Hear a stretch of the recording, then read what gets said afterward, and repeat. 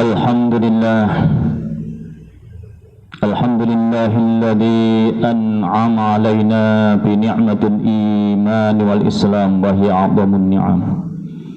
Asyhadu an la ilaha illallah wahdahu la syarikalah ilahul awwalin wal akhirin. Wa asyhadu anna Muhammadan 'abduhu wa rasuluhu khatamil anbiya'i wal mursalin. Allahumma salli wa sallim wa barik ala hadan nabiyil karim bar rasulil azim sayyidina Muhammadin wa ala alihi wa ashabihi wa man tabi'ahum bi ihsanin ila yaumiddin. Amma ba'du, fa ya ayyuhal hadirun usikum wa iyaya bi taqwallah faqad fazal muttaqun. Maqala Allah Ta'ala ya ayyuhalladzina amanu ittaqullaha haqqa tuqatih wa la tamutunna illa wa antum muslimun. Hadirin ma'asyiral muslimin, jamaah salat Jumat yang dirahmati Allah Subhanahu wa taala. Marilah kita bersyukur kehadirat Allah Subhanahu wa taala, karena dengan limpahan rahmat nikmatnya siang hari ini di tengah-tengah kesibukan kita masih bisa berkumpul di tempat yang penuh berkah ini guna melaksanakan ibadah salat Jumat, dengan harapan mudah-mudahan ibadah kita diterima oleh Allah Subhanahu wa taala. Amin. Selanjutnya hadirin, marilah kita berusaha untuk meningkatkan kualitas keimanan dan ketakwaan kita, karena dengan iman dan takwa yang kuat itulah kita dapat membentengi diri kita dari kemaksiatan dunia yang semakin hari semakin merajalela, yang semakin hari semakin memesona. Kemaksiatan sudah sangat dekat dengan keluarga kita, sudah sangat dekat dengan diri kita. Contohnya melalui ponsel kita.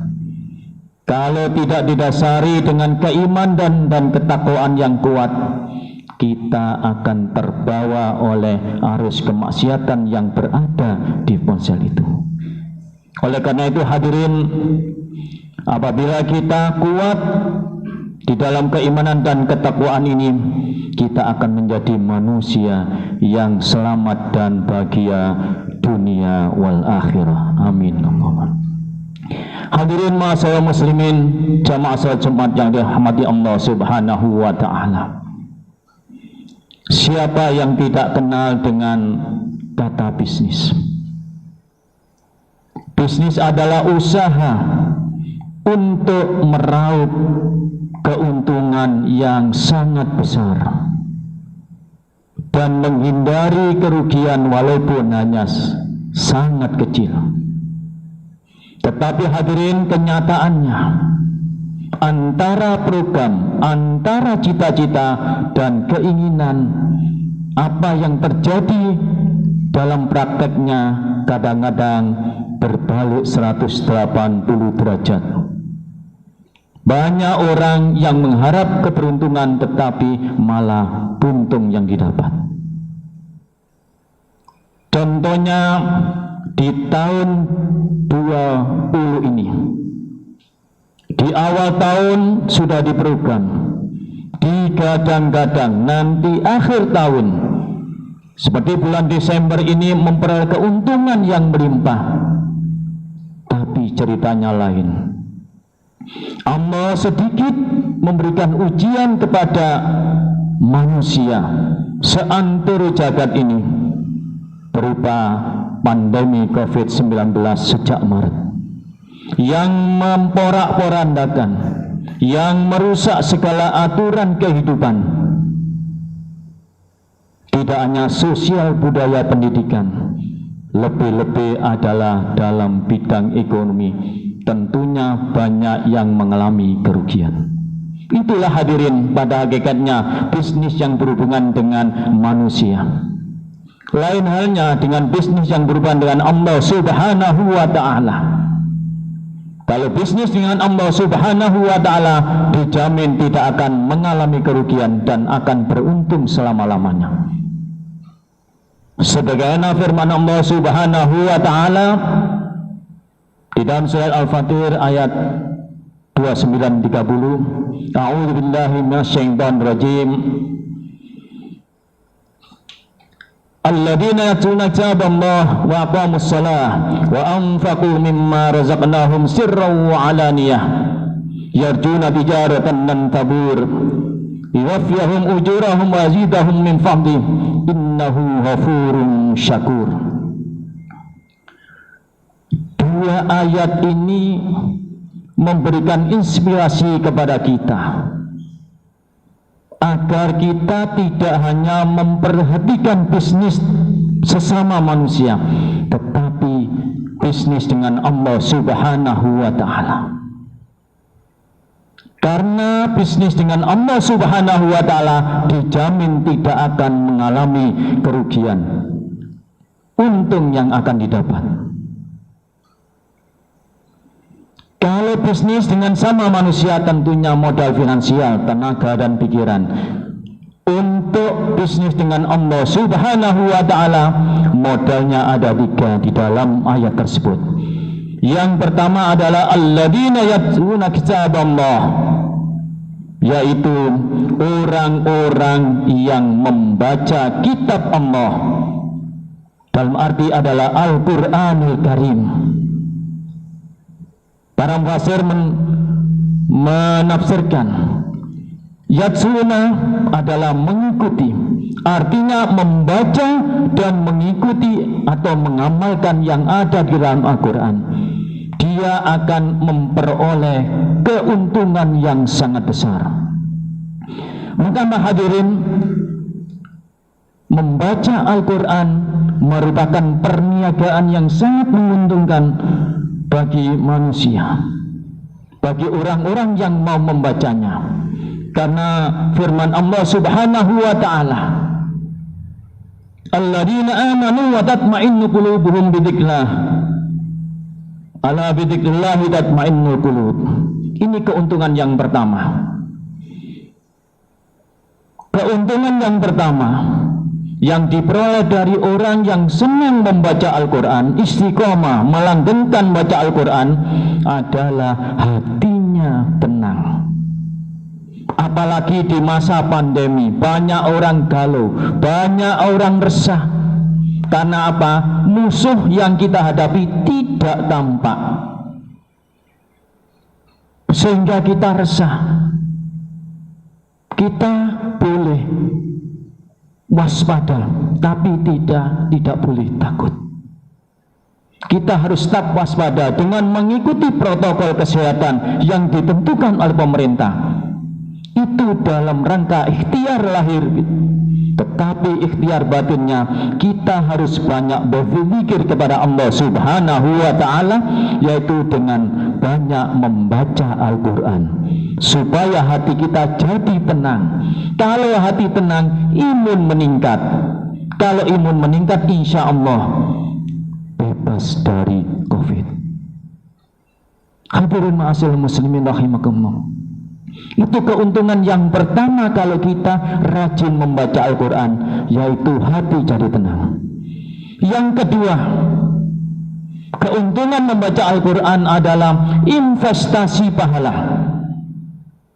Rasulullah Sallallahu Alaihi Wasallam dalam sebuah hadisnya yang diperhatikan oleh Imam Tirmidzi, beliau mengatakan, man qara'a harfan min kitabillah falahu hasanah. Barang siapa yang membaca satu huruf Al-Quran akan dibalas satu kebaikan. wal hasanatu bi asri amtaliha, dan setiap satu kebaikan akan dilipat gandakan 10 kali. La aqulu, kata Rasulullah, aku tidak mengatakan alif lam mim harfun.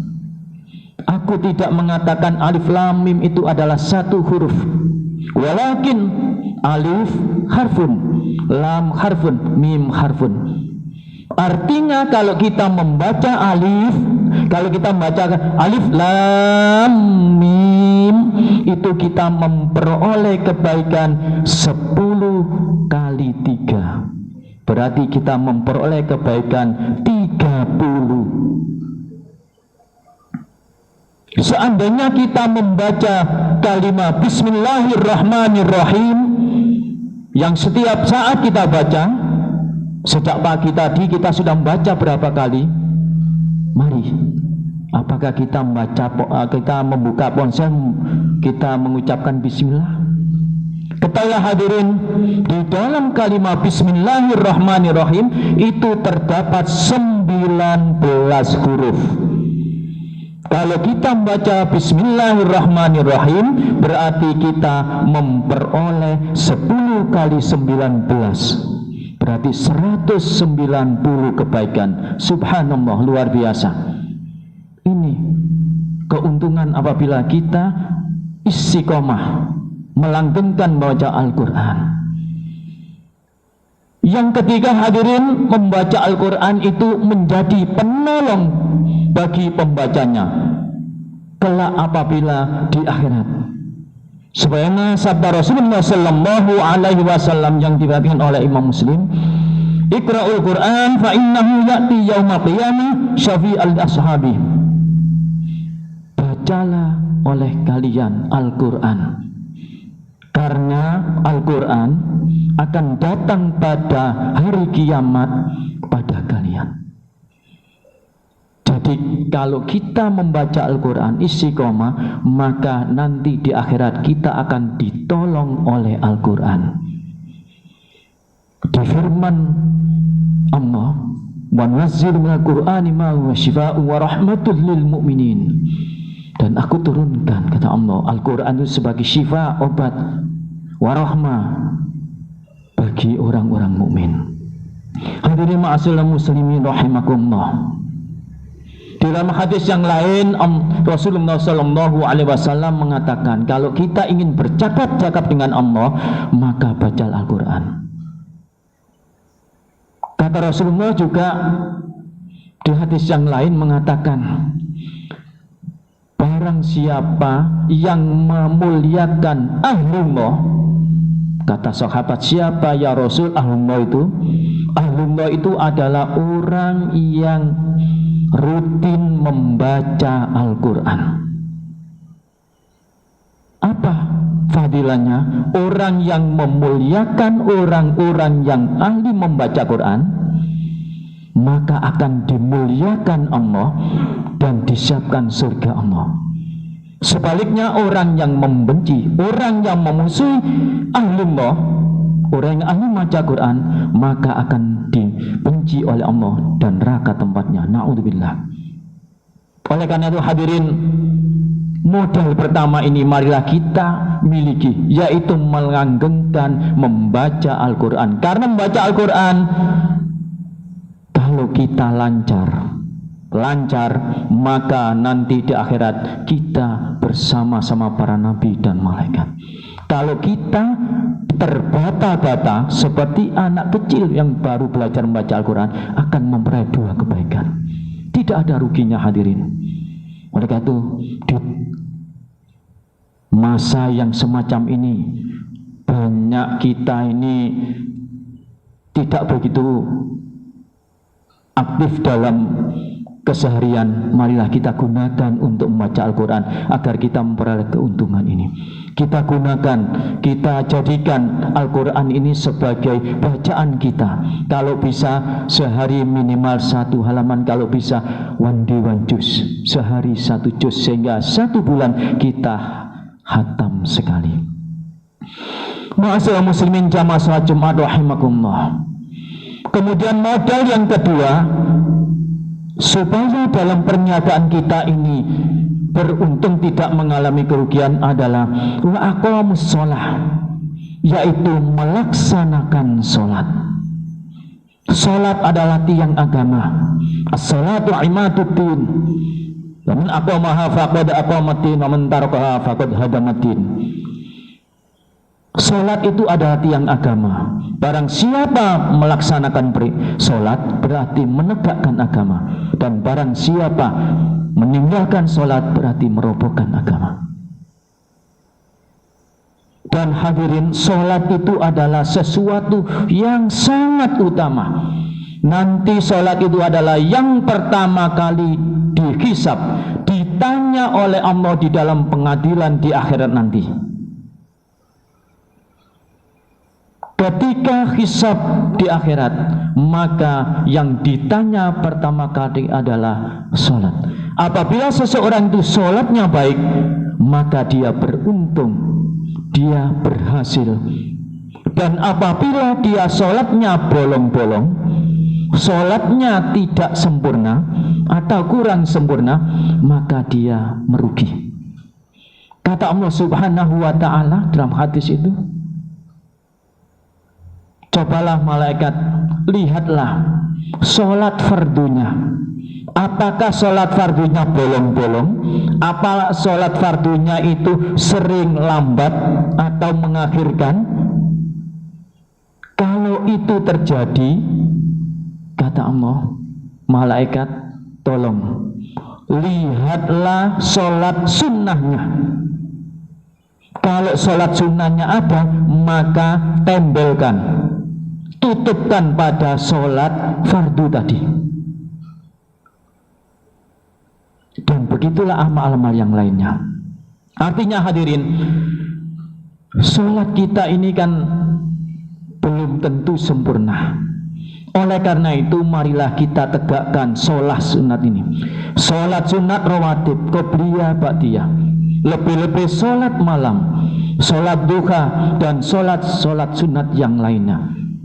Agar kita kelak di akhirat kita lolos dari hisab dari Allah Subhanahu wa ta'ala, bisa masuk surganya Allah.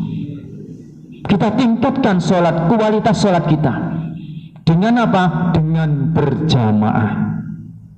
Sekali lagi, dengan berjamaah, supaya sholat kita bisa tertutup apabila kita ada yang kurang. Hadirin ma'asyiral muslimin rahimakumullah. Di samping itu hadirin, sholat yang kita lakukan dapat mencegah kita dari hal-hal yang mungkar, hal-hal yang maksiat. As-sholatu tanha 'anil fahsya'i wal munkar. Sholat itu dan mencegah hal-hal yang mungkar. Hadirin ma'asyiral muslimin rahimakumullah. Itulah modal yang kedua. Kemudian modal yang ketiga hadirin, supaya perniagaan ini berhasil, beruntung adalah wa anfaqu mimma razaqnahum sirran wa alaniyah, yaitu menginfakkan, bersedekah sirran wa alaniyah, secara sembunyi-sembunyi maupun secara terang-terangan. Secara sembunyi-sembunyi adalah sedekah sunnah. Sebabnya sedekah itu diumpamakan tangan kanan sedekah, tangan kiri tidak tahu. Artinya tidak perlu diberitakan pada orang lain. Tetapi wahaniyah yang terang-terangan adalah seperti zakat. Itu memang harus terang-terangan, supaya memberikan contoh kepada yang lain bahwa kita perlu zakat. Hadirin ma'asyiral muslimin rahimakumullah. Karena apa? Ayat wa anfaqu mimma razaqnahum sirran wa alaniyah, sebagian di sini adalah sebagian dari rizki dari Allah. Ketahuilah hadirin bahwa rizki dari Allah yang diterimakan kepada kita, ada sebagian adalah milik orang lain. Milik du'afa, milik fakir miskin, anak yatim dan sebagainya. Kita adalah bendara dari Allah yang disuruh untuk menyalurkan. Ayat ini mengajak kita menjadi manusia yang dermawan dan manusia yang sosial atau peduli terhadap lingkungannya. Hadirin ma'asyiral muslimin rahimahullah, karena apabila kita dermawan, kata Rasulullah sallallahu alaihi wasallam, as-sakhiyu qaribun minallah. Orang dermawan itu dekat dengan Allah. Qaribun minal jannah, dekat dengan surga. Qaribun minan nas, dekat dengan manusia. Orang loman, orang dermawan pasti banyak temannya. Bagaikan gula di rubung semut, banyak yang merubuni karena dia dermawan. Tapi sebaliknya hadirin, al-bakhilu, orang yang bakhil, ba'idun minallah, jauh dari Allah, ba'idun minal jannah, jauh dari surga, ba'idun minan nas, jauh dari manusia, qaribun minan nar, dekat dengan neraka. Kalau orang dermawan ini dekat dengan surga, tetapi kalau orang bakhil dekat dengan neraka. Di dalam hadis tersebut diteruskan oleh Rasulullah sallallahu alaihi wasallam, al-jahil sahi habbu ila Allah min abidin bakhilin. Kata Rasulullah sallallahu alaihi wasallam, orang bodoh tetapi dermawan itu lebih disuka oleh Allah Ta'ala daripada orang ahli ibadah, sholatnya jungkar-jungkir, sholatnya khusyuk dan sebagainya, tapi bakhil, medit, pelit. Itu yang lebih dicinta oleh Allah adalah orang bodoh tapi dermawan. Inilah hadirin beberapa model agar kita menjadi manusia yang berbisnis kepada Allah dengan memperoleh keuntungan yang baik. Hadirin ma'asyiral muslimin rahimakumullah. Di akhir khutbah ini kesimpulannya hadirin, bahwa orang yang berbisnis dengan Allah dengan modal yatluna kitab Allah wa aqamus shalah wa anfaqu mimma razaqnahum sirran wa alaniyah, dia akan memperoleh yang pertama yarjuna tijaratan tabur, yaitu perniagaan yang tidak pernah rugi, artinya beruntung. Yang kedua, liyafihum ujurahum, yaitu balasan pahala dari Allah Subhanahu wa taala. Yang ketiga adalah wazidahum min fadli, yaitu dia akan memperoleh tambahan pahala dari Allah, pahala yang sangat berlimpah dari pahala yang pokok. Kemudian yang keempat hadirin, ghafurun, innahu ghafurun syakur. Ghafurun, Allah itu bersifat pengampun. Artinya orang yang berbisnis kepada Allah dengan modal yang tersebut adalah memperoleh pengampunan dari Allah Subhanahu wa taala. Yang kelima adalah syakurun, yaitu mereka memperoleh balasan dari Allah walaupun kecil sekali yang dilakukannya. Hadirin ma'asyiral muslimin rahimakumullah, semoga dengan sedikit khutbah ini kita tergerak hati kita, di samping kita berbisnis dengan sesama manusia, kita tidak lupa untuk berbisnis dengan Allah Subhanahu wa taala dengan ikhlas, sehingga kita menjadi manusia yang beruntung dan tidak mengalami kerugian. A'udzu billahi minasyaitonir rajim. Bismillahirrahmanirrahim. Wal 'asri innal insana lafi khusrin innal ladzina amanu wa 'amilus solihati wa tawasaw bil haqqi wa tawasaw bis sabr. Ja'alallahu wa iyyakum minal faizin al aminin. Wa adkhalana wa iyyakum fi ibadis solihin. Wa qul rabbi ighfir warham wa anta khairur rahimin.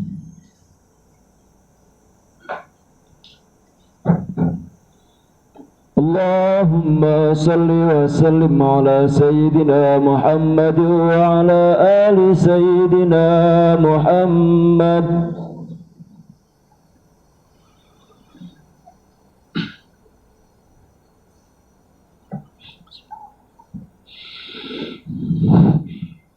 Alhamdulillah hamdan katsiran kama amar. Asyhadu an la ilaha illallah wahdahu la syarika lah. إرهاما لمن جحد به وكفر وأشهد أن سيدنا ونبينا محمدا عبده ورسوله سيد الخلائق والبشر اللهم صل وسلم وبارك على سيدنا محمد أما بعد فيا حاضرون أوصيكم وإياي بتقوى الله فقد فاز المتقون وقال الله تعالى إن الله وملائكته يصلون على النبي يا أيها الذين آمنوا صلوا عليه وسلموا تسليما اللهم صل وسلم على سيدنا محمد وعلى آل سيدنا محمد كما صليت على سيدنا إبراهيم وعلى آل سيدنا إبراهيم وبارك على سيدنا محمد وعلى آل سيدنا محمد كما باركت على سيدنا إبراهيم وعلى آل سيدنا إبراهيم في العالمين إنك حميد مجيد اللهم اغفر للمسلمين والمسلمات والمؤمنين والمؤمنات الأحياء منهم والأموات إنك سميع قريب مجيب الدعوات وقاضي الحاجات وغفر الذنوب والخطيئات برحمتك يا أرحم الراحمين